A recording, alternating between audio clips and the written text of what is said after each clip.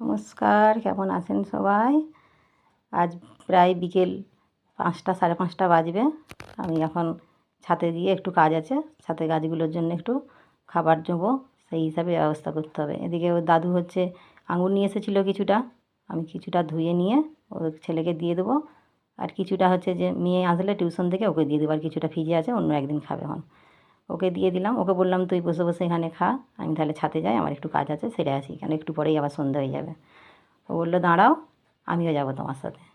ঠিক আছে, তুই তাহলে খেয়ে নে ধীরে সুস্থে, অত আঁক ফাঁক করার দরকার নেই, তারপরে দুজনে যাবে। এই যে চলে এসেছি ছাদে, এসে এদিকে খোলগুলো একটু কিছুটা একটা ডাব্বাই করে ভিজিয়ে রেখে দেবো, 4-5 দিন ভিজবে, এর মাঝে একবার দুবার একটু ঘাঁটিয়ে দেবো, তাহলে সুন্দর ভিজে তারপর একদম তৈরি হয়ে যাবে গাছের উপযোগী খাবার। জলটা দিয়ে ওই দিকে সাইড করে এটা দিয়ে একদম ছায়রাতেই রেখে দেবো, রোদে রাখবো না, রোদে রাখলে আবার একটু বেশি গন্ধ ছাড়বে। এই খোল জলটা মাঝে মাঝে দিলে গাছের সবুজরা গ্রোথটা খুব ভালো থাকে, সার দেওয়ার থেকে ভালো। আমি গাছে খোল জলটাই বেশি দিই।